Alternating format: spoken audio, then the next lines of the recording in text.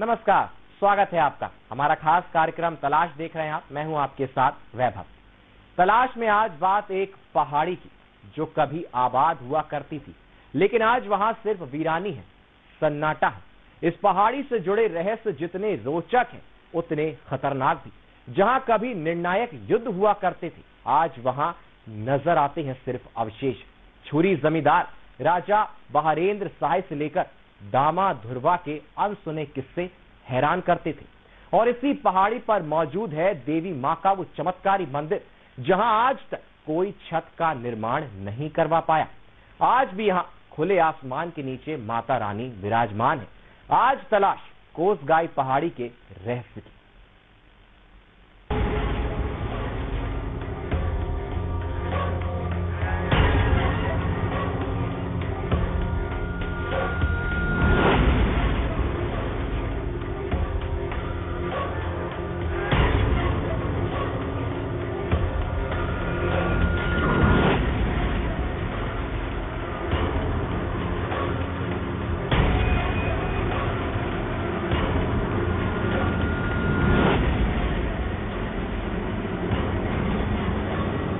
मौजूद है कोसगाई में।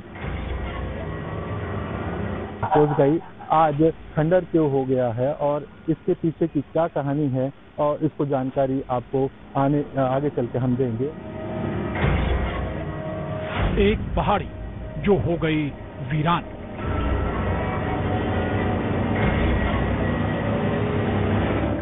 कभी रही आबाद, आज क्यों हुई खंडहर।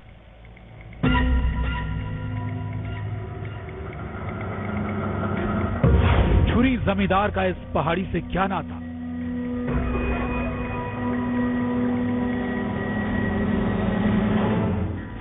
राजा बहारेंद्र शाह ने छिपाया था खजाना।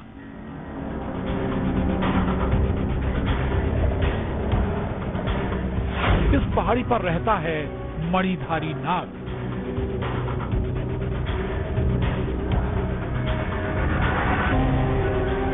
क्यों इस पहाड़ी से सुनाई देती चीख पुकार। एक पहाड़ी जो कभी लाखों लोगों का आशियाना हुआ करती थी, आज सुनसान पड़ी है, वीरान पड़ी है। यहाँ नजर आता है तो सिर्फ खंडहर।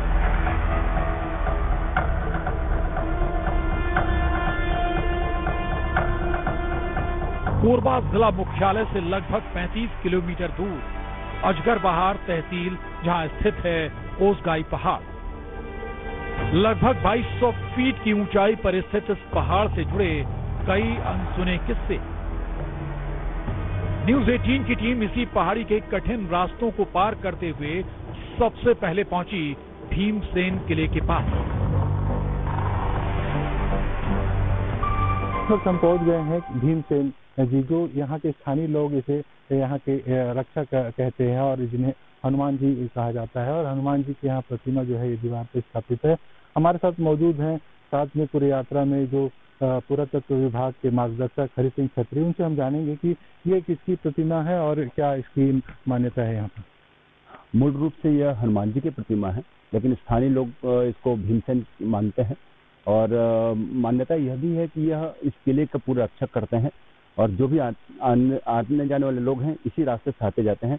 तो वह जिस प्रकार वर्तमान में सीसीटीवी कैमरा है, प्राचीन काल में भीमसेन या हनुमान जी इसकी पूरा आने जाने वाले हर एक लोगों की देखरेख करते थे कि ये इस जगह पे किसी प्रकार के नैतिक काम न करें, इस किले की रक्षा कर सकें। बाहरी लोग जो आ रहे हैं इसके कैसे कोसगाई जो दुर्ग है जिसको इतने मिन्नतों और मेहनत के बाद बनाया गया था, उसे कैसे रक्षा की जा सकती है, ये सब ये वॉच करते थे, देखते थे। आगे जाने पर सिंह द्वार दिखाई दिया। सिंह द्वार इस किले का प्रमुख द्वार है, जिसे खड़ी चट्टानों को काटकर बनाया गया है। इसमें चढ़ना कठिन है, जिसमें बड़ी मुश्किल से हम ऊपर तक चढ़कर पहुंचे। अब देख सकते हैं कि किस तरीके की खड़ी चढ़ाई है और यहाँ चट्टान को काटकर ये रास्ता बनाया गया है और इसमें हम यहाँ चढ़ाई कर रहे हैं और आगे बढ़ रहे हैं। इस वक्त हम 1500 से अधिक फीट पे हम पहुंच चुके हैं। आप देख सकते हैं कि यहाँ पर जो नीचे की जो खाई है और नीचे का जो नज़ारा है वो आप यहाँ से देख सकते हैं। और ये आपको यहाँ दिखाना चाहेंगे कि यहाँ से जो किले का जो दीवार है वो यहाँ से आपको साफ यहाँ से दिखाई दे रही है। कैमरामैन को कहूँगा कि इधर आके दिखाएं वो। और यहाँ पर साफ ये किले का एक छोर है जहाँ से निगरानी की जाती थी और अपने दुश्मनों पर यहाँ से हमला किया जाता था। भीमसेन द्वार से प्रवेश कर ऊपर जाने पर दाहिनी ओर लोक जंजाल नामक जगह, जहाँ से किले पर आने वाला हर व्यक्ति आसानी से दिखाई देता है। बताया जाता है प्राचीन काल में अगर कोई भी शत्रु ऊपर चढ़ने की कोशिश करते थे उसे बंदूक और तोप से उड़ा दिया जाता था। इस वक्त हम कोसगई पहाड़ के 1500 फीट की ऊंचाई पर पहुंच चुके हैं और आप देख सकते हैं कि यहाँ पर जो किला था और जो खंडर की स्थिति में है वो आज भी यहाँ पर विद्यमान है। और यहाँ पर उसकी जो अवशेष हैं वो आपको साफ दिखाई दे रहे हैं। आप देख सकते हैं वो दीवारें हैं किले की और उसके साथ साथ पत्थर पूरे लगे, ये जो पहाड़ी जो है वो घिरी हुई है। और यहाँ पर पुरातत्व के हम जो जानकार हैं वो हमारे साथ मौजूद हरि सिंह छेत्री, उनसे हम बात करेंगे क्या यहाँ का वो रहा है और ये खंडर के संबंध में क्या जानकारी। ये एक वास्तव में तोप जंजाल है। यहाँ ये सैन्य छावनी हुआ करती थी। यहाँ के एकमात्र रास्ते है इधर, जब कोई भी जो विरोधी सैनिक यहाँ पे या आक्रमणकारी जब चढ़ने की कोशिश करते थे, किलों में तोप जंजाल या बंदूक से मारने के लिए रास्ते बने हुए हैं, उनसे नीचे चढ़ने वाले दुश्मनों को धराशायी कर देते थे। इसलिए मोटे मोटे लगभग 5 फीट 6 फीट चौड़े दीवार हैं और ये बहुत ही मोटे मोटे पत्थरों से बनाई गई है और इस सैन्य छावनी के रूप में यह जगह काम आती थी। इस राजा का ये था छावनी और ये पूरा ये राजा वाहरेंद्र शाह, जिसका बाहर शाह के नाम से आना था, उस समय यह कोसंगा दुर्ग के नाम से लिखित। यहाँ पे जो शिलालेख मिले हैं जो अभी वर्तमान में महंत घासीदास संग्रहालय में स्थित है, उसमें उल्लेख है कि पठानों ने जब रतनपुर राज्य पर आक्रमण किया था उस समय रतनपुर का पूरा जो खजाना है वो पूरा खजाना हाथी घोड़े रथ इत्यादि में भरकर यहाँ पे ला करके रख दिए थे। कोस माने होता है खजाना, गाय माने होता है घर। तो पूरा रतनपुर राज्य का पूरा खजाना यहाँ पे वर्षों तक थी और यहाँ से पठानों को सोन नदी के पार तक खदेड़ने का उस शिलालेख में उल्लेख आया है। तो ये जो किला है वास्तव में खजाना को सुरक्षित रखने के लिए किया गया। तो उस समय यही आया है उल्लेख में, राजा वाहरेंद्र शाह ने उनके 4-5 जो पीढ़ियां हैं उन 4-5 पीढ़ियों को इसमें उल्लेख आया है जो विलुप्त हो गई थी। वो कड़ी इस किले से जुड़ता है कि रतनपुर का जो कलचुर राजवंश जो लुप्त जो 12वीं शताब्दी से जो लुप्त हो गया है इतिहास, वो इस 16वीं शताब्दी किले से जुड़ती है। भीमसेन द्वार के पास ही एक गुफा है जिसे द्वार की रक्षा के लिए लगे सैनिकों के विश्राम के लिए बनाया गया था। मुश्किल वक्त में ये गुफा सैनिकों के छुपने के काम में आती थी। ये किले के का एक गुफा है जो आप देख सकते हैं किस तरीके का ये गुफा है। यहाँ पास जो है सुरक्षा की दृष्टि से यहाँ रुकने के लिए यहाँ पास इस्तेमाल किया जाता था सैनिकों के द्वारा, राजा महाराजा द्वारा। और ये जो है किला आज भी यहाँ पर सुरक्षित है और यहाँ लोग पहुँचते हैं और यहाँ जानकारी इकट्ठा करते हैं। कोसगाई पहाड़ में जगह जगह पुरातात्विक संपदा बिखरी पड़ी हुई है जिससे पता चलता है कि कभी यहाँ सभ्यता समृद्ध रही होगी। 16वीं शताब्दी में कभी आबाद रहा ये कोसगाई गढ़ आज खंडर हो चला है। यहाँ खंडरों की चीख सुनी जा सकती है। शिलालेख प्रमाण से ये पता चलता है कि कभी यहाँ कचूरी राजवंश की राजधानी थी जहाँ लाखों दीपक दीपावली पर यहाँ जलते थे। 16वीं शताब्दी में रतनपुर राज्य का खजाना यहाँ सुरक्षित रखा गया था। कभी आबाद रहा कोसगाईगढ़ किला आज वीरान हो चला है। उसके प्रमाण यहाँ पर आप साफ देख सकते हैं कि किस तरीके से जो अवशेष हैं आज भी बर्तनों के वो यहाँ पर मौजूद हैं और यहाँ पर साफ दिखाई दे रहे हैं। और यहाँ जो हमारे साथ जानकार हैं उनसे हम बात करेंगे कि ये क्या चीज किस चीज के अवशेष है और क्या इसकी जानकारी है। आप देख रहे हैं यहाँ पूरा बसाहट जब थी उस समय यहाँ पे मानव की बस्तियां थी, तो ये सारे मिट्टी के जो बर्तन हैं इनके सारे अलग अलग अवशेष यहाँ पे बिखरे पड़े हैं। और यहाँ पे उस समय जो शिलालेख में उल्लेख है, उस समय लाखों की संख्या में यहाँ पे दीपक जलाए जाते थे, मिट्टी के दीपक।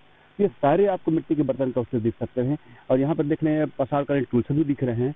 पसारकालीन टूल्स यहाँ जब यहाँ पे मिल रहे हैं तो ये लगभग आज 16वीं शताब्दी की जो बातें करते हैं, अब ये उससे भी पहले, अब हजारों साल पुराने यहाँ के अवशेष यहाँ पे मिलना प्रारंभ हो गया है। ये दो सबूत आज आपके सामने ये अवशेष मिले हैं। क्या इसको संरक्षित करने के लिए कोई पहल की गई है पुरातत्व विभाग?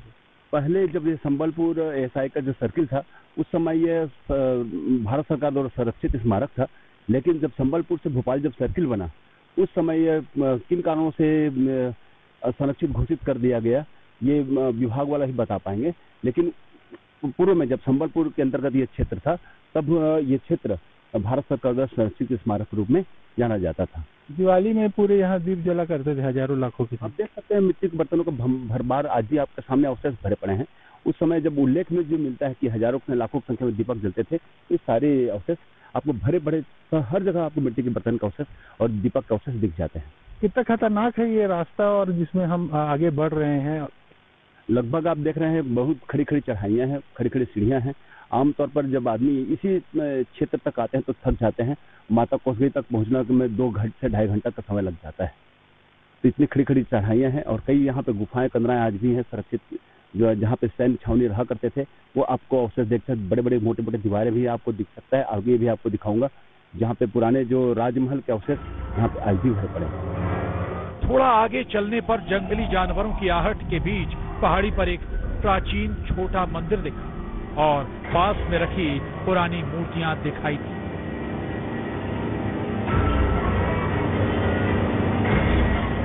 कोसगढ़ के दूसरे हम छोर पे पहुंचे हुए हैं और आप देख सकते हैं यहाँ पर ये जो ठाकुर देव का मंदिर यहाँ पर स्थापित है और यहाँ पर जो है पूजा पाठ यहाँ पर अभी भी लोग आकर करते हैं। और यहाँ पर जो मूर्तियां हैं आप देख सकते हैं, यहाँ पर जो उनके साधक रहे हैं उनकी मूर्तियां यहाँ पर स्थापित है। और पुरातात्विक धरोहर की बात करें तो ये जो आप देख सकते हैं कि यहाँ पर पुरातात्विक जो धरोहर है वो यहाँ पर आज भी मौजूद है और ये अपनी गवाही दे रहे हैं।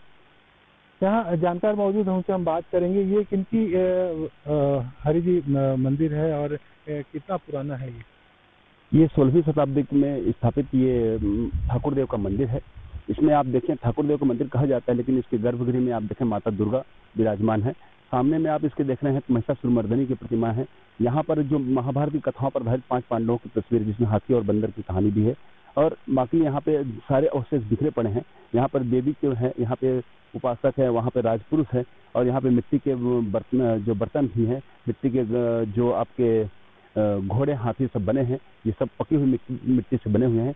और ये यहाँ पर जो अवशेष है ये 16वीं शताब्दी के हैं। और लेकिन ये फोर्ट, जैसा कि इतिहासकारों ने कहा है, ये 16वीं शताब्दी से पहले भी 12वीं शताब्दी में अवशेष था और विराजमान थे, यहाँ पे किले थे। उस समय यहाँ पे दूसरे राज्य करते थे, लेकिन 16वीं शताब्दी में इस क्षेत्र पे राजा वाहन शाह ने यहाँ पे अपने राजधानी बनाया था कुछ वर्षों तक। और पूरा रतनपुर राज्य के पूरा खजाना यही स्थापित करके रतनपुर से राजधानी को यहाँ स्थानांतरित किए थे। ये जो क्षेत्र है इतिहास के बहुत महत्वपूर्ण कड़ी है। कोसगई पहाड़ का बीचों बीच का स्थल है। आप 3 किलोमीटर इधर जाएंगे, 3 किलोमीटर उधर जाएंगे तो ये पूरा ये फोर्ट एरिया है, जिसमें राजमहल के अवशेष हैं और बाकी सब अवशेष दिख रहे हैं आप यहाँ बिखरे पड़े हुए हैं। कुछ आगे हम बढ़े तो पत्थर में भालू के नाखून के निशान बता रहे थे कि आसपास भालुओं का बसेरा। चीता, लकड़बग्घा, जंगली सुअर के होने के भी यहाँ निशान दिखाई दिए।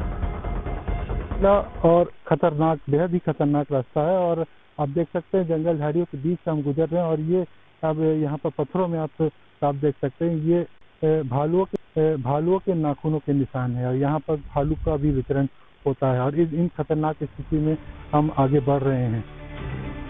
आगे बढ़ने पर इस पहाड़ी से जुड़े किस्से और भी रोचक होते जा रहे थे। कभी यहाँ दामा और धूर्वा गौंड जैसे विकट योद्धाओं का राज हुआ करता था, जिसने अपनी वीरता के दम पर रतनपुर राजा को टैक्स तक देना बंद कर दिया था। इस वक्त हम मौजूद है ये ज्योति कलश गुफा में ये कोसगाई ज्योति कलश गुफा है ये, और ये देख सकते हैं कि गुफा किस तरीके से पुराने समय में ये बना हुआ गुफा है, जिसको अब यहाँ ज्योति कलश के लिए उसको बनाया गया है। और यहाँ इस गुफा से जुड़ी हुई जो ध्रुवा और दामा के विषय में जानकारी लेंगे कि यहाँ क्या उसके पीछे मान्यता है और क्या उनकी कहानी है और उनको किस तरीके से धोखे से मारा गया। 16वीं शताब्दी में ये जो क्षेत्र था रतनपुर राज्य के अंतर्गत था, उसमें दामा और ध्रुवा दोनों भाई को इसका शासन कराने के लिए दिया था। और वो इतना शक्तिशाली हो गए थे कि रतनपुर के जो राजा थे बारेंद्र शाह उसको टकोली माने टैक्स देना बंद कर दिए थे, जिससे और उसके बाद न केवल टैक्स देना बंद किया बल्कि उन्होंने आसपास के गांव में लूटपाट चालू किया, जिसकी आतंक की खबरें राजा तक पहुंचती थी। लगातार इससे परेशान होकर राजा ने एक फरमान जारी किया कि जो दामा और ध्रुवा को मारेगा उसको हम इस क्षेत्र का जमींदार बनाएंगे, इस क्षेत्र का टकोली वसूल करने की जिम्मेदारी देंगे। तो यहाँ पर के उस समय छुरी के उनके जो सैनिक थे सिंधु साय, उन्होंने उसको धोखा देकर के शराब पिला करके उसको जब नशा से चूर हो गए थे तो छुरी से उसका गला काट दिए थे। और छुरी से जब गला काट दिए थे तो इसी गुफा में वो विश्राम कर रहे थे जब उनका सिर काटा गया।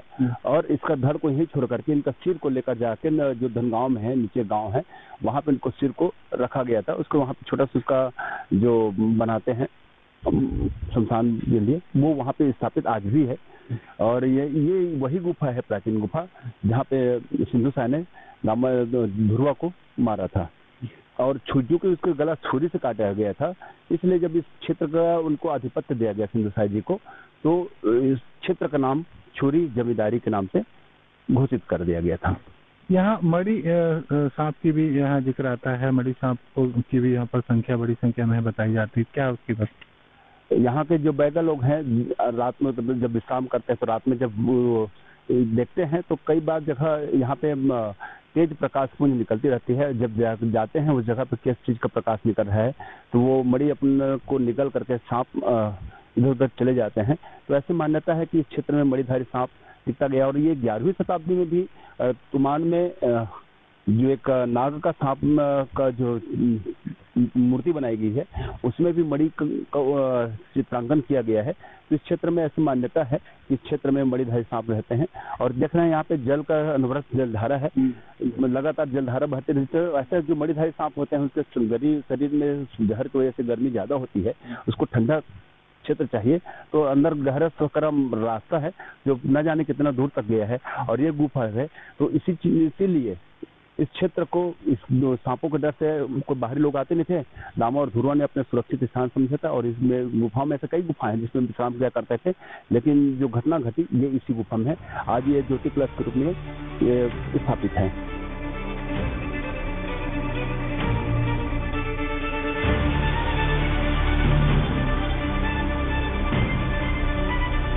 मौजूद है धनगांव में और आप देख सकते हैं कि जो दामा ध्रुवा का जो सर काटा गया था उसके बाद उसके धड़ को जो है यहाँ पर ही गाड़ा गया था। और यहाँ पर आज भी ये यहाँ पर जो उसका निशानी जो है वो आज भी मौजूद है। और यहाँ पर मौजूद है देव के रूप से भी यहाँ ग्रामीण जो मानते हैं और पूजा पाठ भी करते हैं। यहाँ दिगपाल सिंह तंवर जी जो हैं यहाँ के बुजुर्ग हैं और जानकार हैं, उनसे हम बात करेंगे और जानेंगे कि यहाँ का पूरा क्या इतिहास रहा है। तंवर जी बताएंगे कि क्या इतिहास रहा है यहाँ का इतिहास क्या रहा है, दामा ध्रुवा की क्या जानकारी क्या रहा?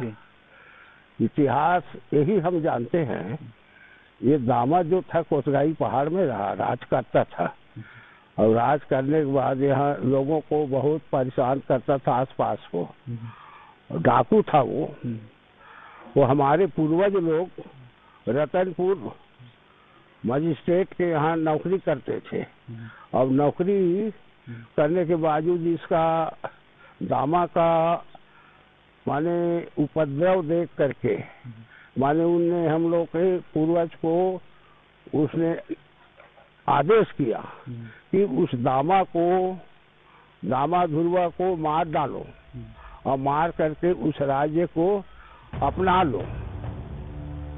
थोड़ा और जाकर हमारी टीम नगारा डुगू पहुंची तो वहां 2 नगाड़े दिखाई दिए। लोग बताते हैं कि किसी जमाने में राजा इसी नगाड़े को बजाकर संदेश दिया करता था। इस वक्त हम मौजूद हैं नगारा डुगू में। आप देख सकते हैं कि पहले के जो ढोल थे वो आज भी यहाँ पास मौजूद हैं और ये यहाँ से इस ढोल के माध्यम से ही एक पहाड़ से दूसरे पहाड़ में संदेश देने का काम किया जाता था। और यहाँ पर आप देख सकते हैं कि यहाँ देवी देवताओं के यहाँ पर मूर्ति स्थापित की गई है और यहाँ विधिवत ग्रामीण जो है वो पूजा अर्चना करते हैं।